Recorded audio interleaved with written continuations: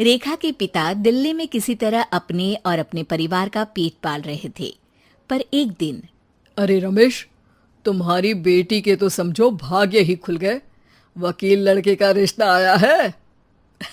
अरे वाह, कब करना चाहते हैं शादी? वो लोग तो जल्द से जल्द ही करेंगे। बाकी शाम को मैंने रेखा को देखने के लिए बुला लिया है। तेरा घर छोटा है तो तुम लोग मेरे घर ही आ जाना। राकेश और उसकी बीवी सारी तैयारी के साथ रोहित और रेखा की शादी कर देते हैं। लेकिन अगले ही दिन, देखो रेखा, शादी भले ही हो गई है, लेकिन तुम ये मत सोचना कि मैं किसी जोरू के गुलाम टाइप रहूंगा। रेखा को रोहित की बात अजीब लगती है।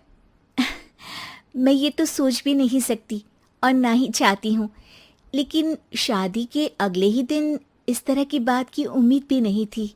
रोहित रेखा के मुंह से ये बात सुनकर गुस्सा हो जाता है। अरे, काफी जबान भी चला लेती हो। माँ ने सिखाया नहीं कि पति से कैसे बात करते हैं? रेखा अब चुप रहने में ही भलाई समझती है। रेखा, जल्दी से नाश्ता तैयार कर लो। आज पहला दिन है, सारे काम तुम्हें समझा दूंगी।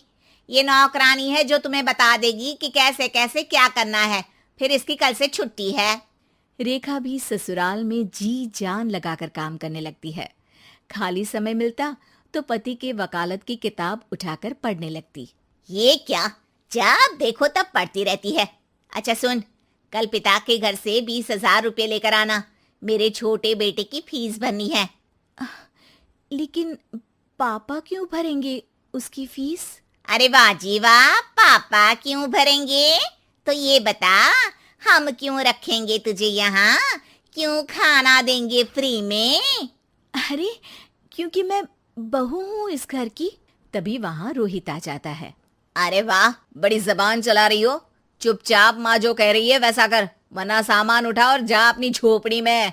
बेचारी रेखा क्या करती, पिता के घर जाती है, उनको सारा हाल बताती है।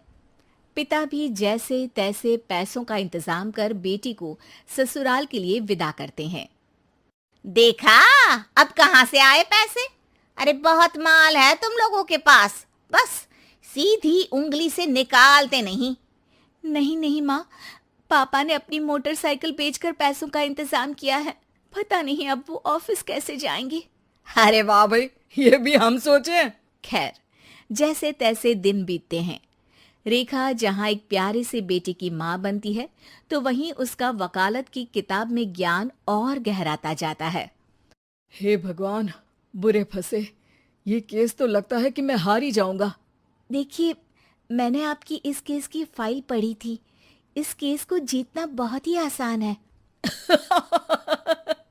वाह भाई वाह, यहाँ वकालत की डिग्री लेकर भी मैं समझ नहीं पा रहा हूँ, और तुमने रोटी बनाते बनाते ही केस समझ लिया। अरे जाओ जाओ, जाकर मुन्ने को संभालो। केस मैं संभालूंगा। ए लड़की सुन, जाकर अपने बाप के यहाँ से 3 लाख लेकर आ। पूरा घर फिर से बनाना है। छोटे की शादी करूंगी तो छोटी बहू को कहाँ रखूंगी? पूरा घर तो तूने घेर रखा है। ऐसा मत बोलिए माँ जी, पापा इतना पैसा कहाँ से लाएंगे? अब तो वो रिटायर भी हो गए हैं। हाँ, तभी तो बोल रही हूँ, रिटायरमेंट के पैसे तो मिले होंगे ना। लेकिन वो अगर आपको दे देंगे तो बुढ़ापा कैसे काटेंगे? रोहित रेखा की बात सुनकर गुस्सा हो जाता है। ए सुन, चल अपना सामान उठा, अपना बच्चा उठा और निकल यहाँ से। रेखा के लाख आग्रह के बाद भी रोहित और उसकी सास उसे घर में नहीं रखते।